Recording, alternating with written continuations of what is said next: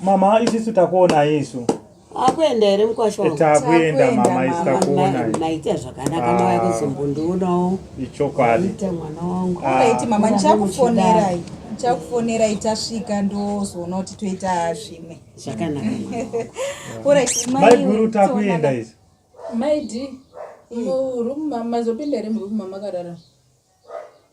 Ndabuditsa zvinhu zvangu zvese ndaisa mumota. Aiwa ndotaura pamubhedha mabhedha iri kuwaridza. Uya anokundiitira were ndasiya akakazvika munin'ina kedu kadidika kepanext. Mama karara nemurume ndo mamuda kuti mwana mudiki mwana ari grade 4 amubhedhera munyarere.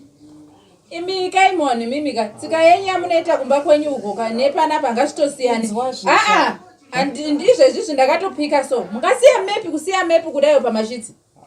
Mashitsi andakageza ndakasiya ndaisa musiya maisa mepi pamashitsi. Munanyaro zvipanewa uko. Andinyarari zvakadaro zvakangoitika futi last time tikanyarara munozojaira sina basa. Kugara muchimbo taura zvisikaiti. Andinyarari pawana aiwa mama unozojaira sina basa.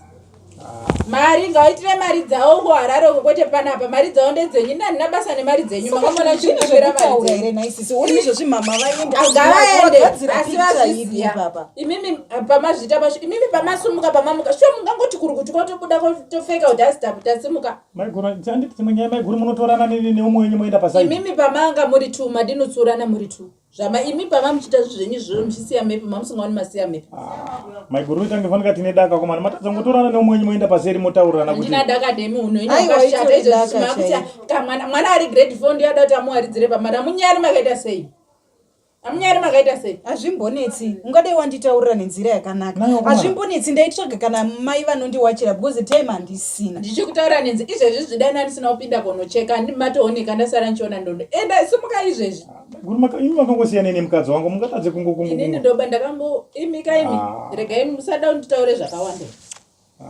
makasiyana alright kana takafanana makadi kupinda nenimomo ndozi papangori nenyaya yacho ungori pano pamba une zvaunoda ende pamba pacho bedroom acho nobva tasengera akatangwa taimurara tese nsandarorwa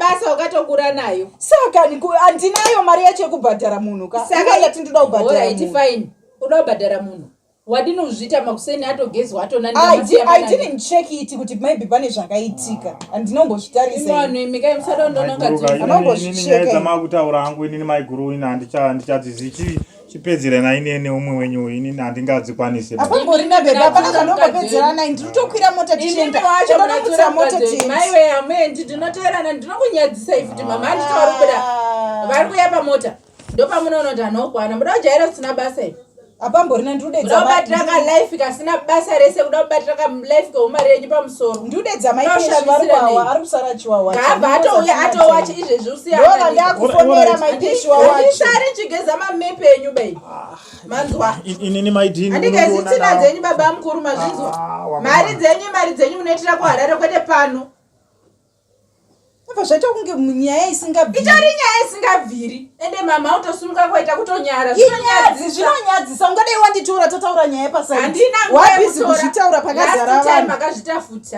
shamwari kana usingaiti usabva ufungoti wamwese ndo zvavari shamwari kana uchirwadziwa ndorwadziwa nekusiya mepi kusiya mepi pamashiti ndorwadziwa nazvezvazvo wazvisuwaka bufonera maipesha uri kuya chawacho ngavatouye musati masumuka otherwise ndiri kuteerapamota ndimiririwo baini ndiri kusiya payment yangu kuna mutemberi wachipedzawo wachopuwa mari yawo uchisiyira mama uchiti mari yei vanopa maipesha already vari kuiziva kani vari kuziva wataura takaisa mepi maunondicherechedzai ndane murume wangu munatsaona zikumepi kuti maipeshi ndeipi ndimaizomepi mumba mari tonyu tondoshetira ikoko kuharare tumari tonyu sina basa neine mari dzenyu bai